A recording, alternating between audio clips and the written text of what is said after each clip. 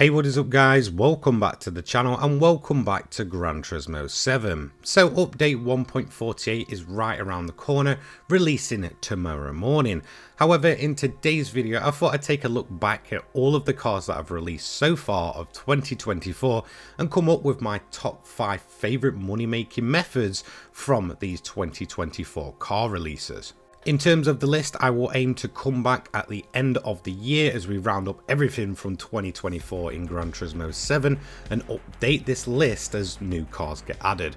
However, in terms of the eligibility to enter this list, the car must be released in 2024 only, so from January all the way up until the May update. Anything either side of that is not eligible for this list, and like I said, once it comes to the end of the year, I will round up my overall 2024 list once everything has released. So this top 5 list is going to feature a compilation of all my 2024 money methods, and in terms of the list itself, it's obviously going to be very personal to me. You may have a completely different opinion on what you think's the best, so be sure to let me know in the comments down below. So let's get straight into it.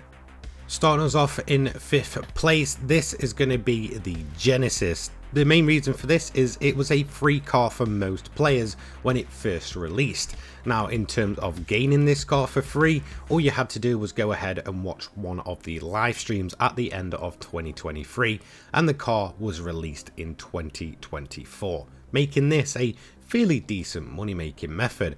However, if you do have to pay for the car itself, it's going to set you back 1 million credits. This is the typical price point for a Vision Gran Turismo car, and well, it's not going to really break the bank. You can earn a ton of money back on this thing. So let's talk about the method itself. In terms of the tuning sheet, it's super simple to set up, again giving it an advantage as it's much more accessible. It's going to be racing hard and pretty much nothing can be changed or edited, and it doesn't really need to be. As you can see, a lot of the settings are pretty much locked off. In terms of the ballast and such though, we are going to put an 85 ballast on this car with a -48 positioning. We are then not going to power restrict it, and pretty much that is it. It's super simple to get this build set up and running, and it does run at a rather quite high horsepower for an 800 pp build. In terms of the event that we're going to use for this one, it's going to be over at Sardinia Road Track as well as Spa as well for that 1 hour event. But for me, the standout when it comes to this specific vehicle is definitely going to be that WTC 800 at Sardinia Road Track. Whilst it is very usable at Spa, I just feel like Sardinia is the best place to run this car, especially in terms of performance and overall fuel consumption and such. So in terms of running the car, it's a very simple method as well, meaning this is overall just very accessible no matter which way you look at it. So it's going to be a fuel mix 6 to begin with, and again in terms of the AI and such, I do recommend running them on the hardest difficulty. The main reason for this is at Sardinia it can be quite tight and compact in specific sections of the track, and the worst thing you want to be doing is lapping vehicles and ending up stuck in a bunch of traffic or accidents and such. It'll just kind of absolutely bottle your overall time. In terms of the pit stop though, you want to pit at the end of lap 8. Now at this point you're going to go for a brand new set of racing hards as well as fill the car to full. Again, a one single stop method. After that you're going to once again continue at fuel mix 6 for the rest of the race, and you are pretty much golden. In terms of the fuel, I do recommend just filling it to full just to ensure that you can have a bit of breathing room in terms of overall fuel consumption, and if needs be you can pretty much turn the engine up or down as you do so wish. As you can see, the majority of my run was done in fuel mix 1, however feel free to balance between 6 and 1 throughout this entire run. Very simple money method. Let's move on to number 4.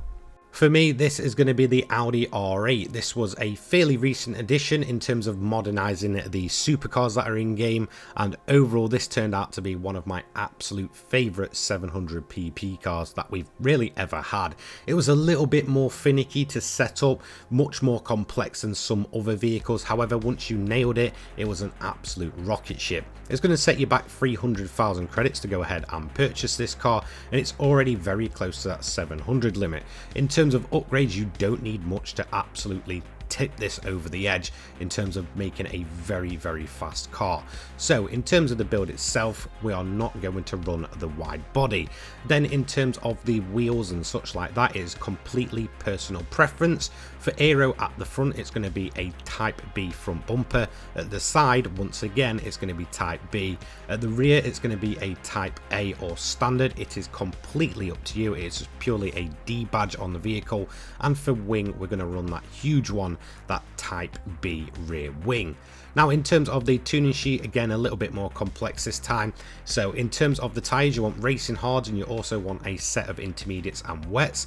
Fully customizable suspension with a 95 at the front high and 110 at the rear. Anti-roll bar at the front is going to be 8 and 7 at the rear. Compression is going to be 34 across for both, with expansion at 44. Natural frequency 2.95 at the front and 3.10 at the rear. Negative camber angle is 2.5 at the front and 2.8 at the rear. Toe angle at the front, again we're going to do a bit of an opposite method here. So in terms of the toe angle, it's going to be 0.05 outwards for the front and 0.05 inwards at the rear. Fully customizable diff, we're going to set the torque to 5 for both. Acceleration at the front is 10 and 15 at the rear. Braking sensitivity 10 at the front and it's going to be 40 at the rear. Torque veteran center differential, you want this set around about 40-60, but again it's very much personal preference. Fully customizable manual transmission, we're going to set the standard top speed to 330. It is completely up to you if you do want to do individual gear tuning. I didn't really bother. For ballast, it's going to be 1, no power restriction on this one with the fully customizable ECU. Downforce at the front is 80 and at the rear is 230. We're not going to run a turbocharger, and again we're not going to run a intercooler. Air cleaner is going to be normal. Silencer is racing, exhaust racing, racing slotted discs, racing brake pads. Again, handbrake completely up to you. Brake control is pretty much a must. I set mine anywhere between -3 to about -5. Again, it's down to personal preference for that, so feel free to sort of play around with that and make your own mind up. We're then going to have the racing clutch and flywheel. Propeller shaft is normal, and then in terms of the upgrades, we're going to put on weight reduction at stage 1 and increase body rigidity, and that is literally it. A little bit more complex to set up, is lacking a few upgrades, but it is capable of sub 4-minute lap time. So overall, a very quick build on a very quick base car to begin with. In terms of the event, it's capable at all 700s, but of course the WTC 700 over at Le Mans is going to be the standout for these, hence the recommendation of intermediates and wets. In terms of the actual build itself and how you want to run it, it is much more simple this time around. So fuel mix 6 in terms of running it, and that is pretty much all you need to do. I do recommend short shifting this car. Once you get onto lap 2, just keep your eye out on that weather radar. This way you can predict the rain, see what it's going to do, and then cover it off if needs be. So as you can see here, it will do 3 laps per tank of fuel, but if you do need to cover off some rain, feel free to just jump in the pits, get the rain covered, and you are pretty much golden there. That is all you need to do. I don't recommend using a fuel mix outside of 6. This car will absolutely drink fuel if you turn up that fuel mix engine mode. So again, keep it at 6 and you should be all good for this one. In terms of the pit stop though, again, like I mentioned, just cover the rain off. If it is dry the entire time, the racing hards on this car will last the entire way. I do recommend also just, you know, always taking fuel and such. Once again, it's up to you. You can either complete the 7-8 laps that you can probably do with this vehicle, or you can just sit there and do the stop and wait method, wait for the timer to tick down and cross right over at that 30-minute mark. Again, a super simple money method. Now on to number 3 and taking the first of the podium positions for the 2024 car so far, it's going to be the Evo. So probably my absolute favourite money method from 2023 was the Evo 3, and that is pretty much what this is converted onto obviously the Evo 9 that released in 2024, and it works absolutely perfectly. Probably my personal favourite in terms of overall setup and such. The car itself can be bought from either the used car dealer or Brand Central brand new for 100,000 credits. Now I do recommend having the wide body installed. In terms of the aero mods, again, it's not difficult to get this one set up. So I'll head over and take you through that. So in terms of the wheels, again, it's completely up to you what you want to do with them. So just choose your wheels, and then I fully recommend the following settings. So I recommend an 18-inch wheel, wide width, and a wide offset. In terms of the aero parts, once again, it's not difficult to get this one set up. So it's going to be a front type B front bumper. At the side, once again, type B. At the rear, once again, type B. And then in terms of the wing, I recommend a type A. Now in terms of the extras, the roll cage I do recommend having installed. It does actually affect the overall PP rating. Again, in terms of the vehicle, I recommend racing hards on a set of intermediates and wets if needs be. Body height 100 at the front and 115 rear, with anti-roll bar 5 front and 8 rear. Compression is 40 for both, expansion 50, and natural frequency is 3 at the front and 315 rear. Negative camber angle 2 across for both, toe angle front 0 and 0.10 inwards at the rear. Fully customizable diff, I recommend setting all of these settings to 5. Again, pretty much a sweet spot for this car. Total veteran center diff up to you, but 35-65 works for me on this car. Fully customizable racing transmission set to 270, and in terms of the individual gears, for first it's going to be 2.554-87, 1727-129, 1298-172, 1.007-223, 0.811-277, 0.670-357, and final is 4.519. Ballast around about 50, minus 47 positioning. In terms of power restrictor, leave that at 100. Fully customizable ECU set to 99, downforce at the front at 50 and 290 rear, high RPM turbocharger with anti-lag system set to strong. Intercooler is going to be racing air cleaner, racing silencer, racing exhaust manifold, racing slotted discs, racing brake pads. Again, I recommend brake controller, play around with that as you wish. Racing clutch and flywheel, carbon propeller shaft, all of the permanent engine upgrades, as well as all of the weight reductions and increased body rigidity as well. Again, a bit more complex, hence why it's dropped a few positions, but this is my personal favorite of 2024. Now, in terms of the event itself, WTC 700 at Le Mans is the best one. However, this will absolutely smash any 700 event. It's a very versatile build. In terms of the overall way to run it, once again, it's a fuel mix 6 just to ensure you've got the fuel consumption.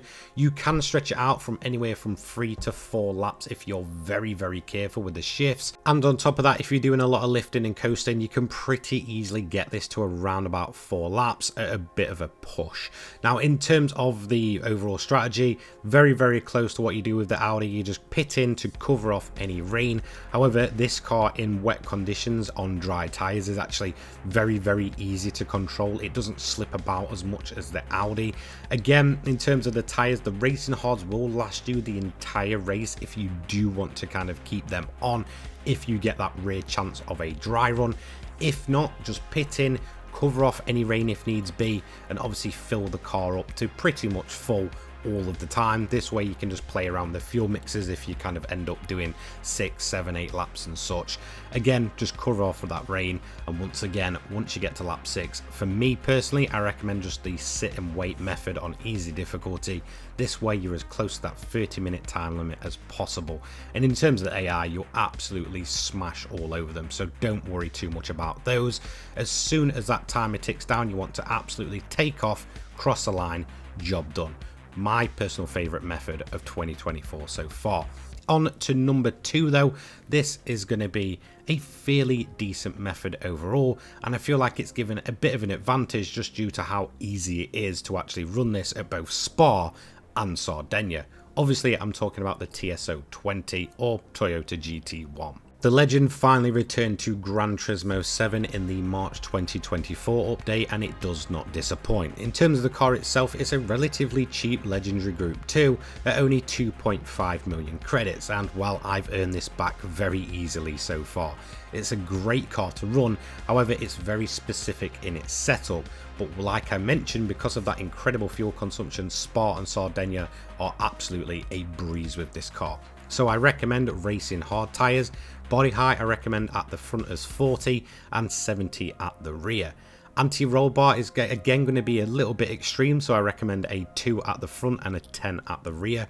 Compression, this is relatively simple to set up, so 30 at the front and 38 at the rear. And in terms of the expansion, once again 30 at the front but 48 at the rear. Natural frequency rather quite high and low at the same time, so 360 at the front, 4.85 at the rear. Negative camber angle is 2.0 for both. Toe angle at the front 0.05 outwards and 0.15 inwards at the rear. Then obviously we do have the fully customizable diff as standard. I recommend all of these to the bare minimum at 5. Then on to the transmission, it's going to be fully customizable manual. I recommend setting this at 310. However, you can change this as you do so wish.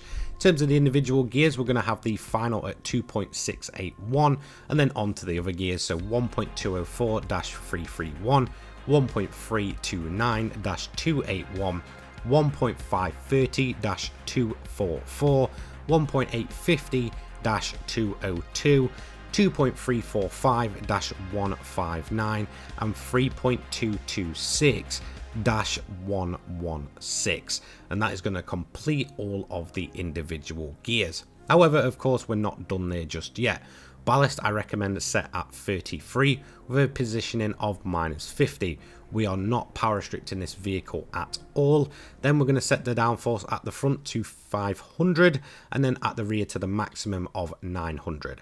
High RPM turbocharger, this seems to work absolutely a breeze with this car. Anti-lag set to strong and nothing else needs changing. Again, not too difficult to set up, it's just a little bit overkill in terms of suspension changes, but it does work very well with this car. Again, like I mentioned, this one will be an absolute breeze at both WTC 800 Sardinia and the WTC 800 at Spa with the 1 hour. So feel free to pick any of those.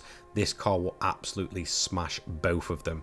Hence why it makes the number 2 spot over my personal favourite, just because it's very, very versatile. In terms of the fuel mixers, going to be a little bit different here, so I recommend balancing it out, but for me I'm going to mainly run it at fuel mix free. This car is very, very good on its fuel consumption, so it can go very, very far into the race. It's also quite decent on its tyres as well, it's not going to overly chew them up.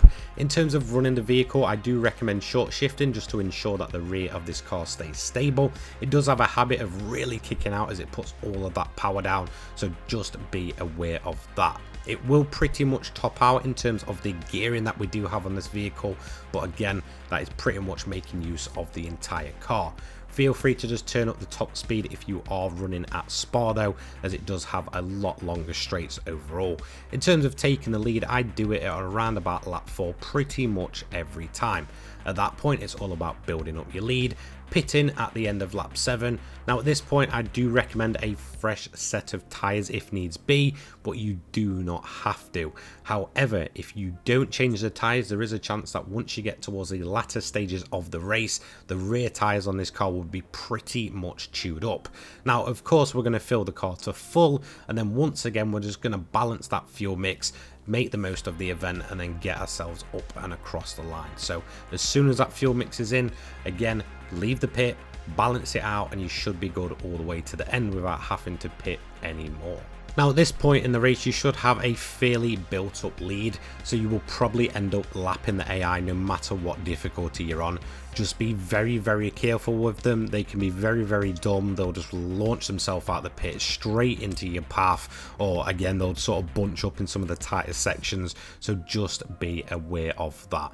Again, just balance out the fuel mix constantly and you should make this to the end very, very easily. If you do find yourself a little bit short on fuel, turn it to 6 and you should be all good no matter what. Again, you'll lose a lot of pace, but it is good enough to get itself to the line. So number 1, and the main reason for this is it's probably one of the easiest money methods we've ever seen in Gran Turismo 7. Of course, I'm talking about the Bulgari VGT. The car that pretty much became a meme for being the most expensive DLC for a short period of time ever did actually turn out to be probably the easiest money method of all time, and definitely of 2024. So in terms of the car itself, it's going to set you back 1 million credits. Again, not going to break the bank, it's the typical standing point for a VGT car. As you can see from the stats, they're not too good. However, you can make this a very powerful car by putting on a set of racing softs. Whilst it does lack overall top speed and power, it's so easy to set up and so good on fuel and tyres that you pretty much don't need to do much to it. 11 ballast, minus 44 positioning, no power restriction.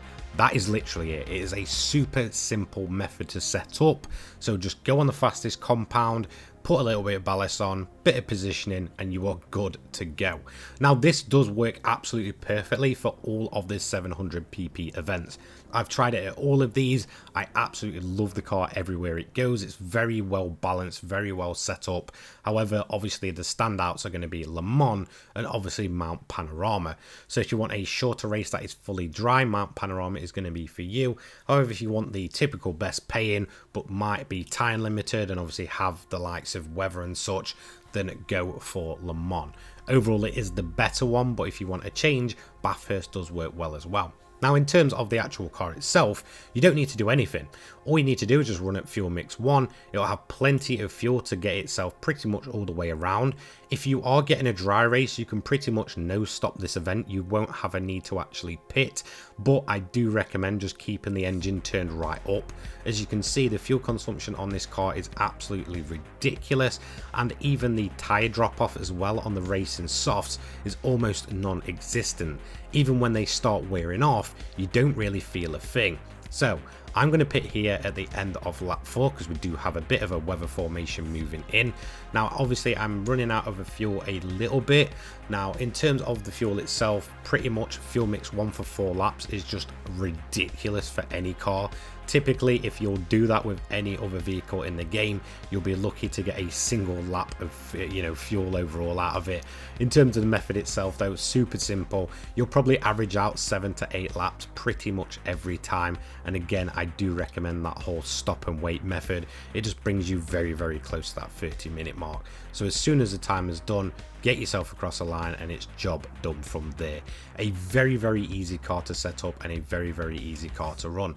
And well, that's going to conclude my top 5 money making methods of 2024. So I balance this out for the average player. So whilst for me that Evo 9 money method is the best of the best, I absolutely love that car.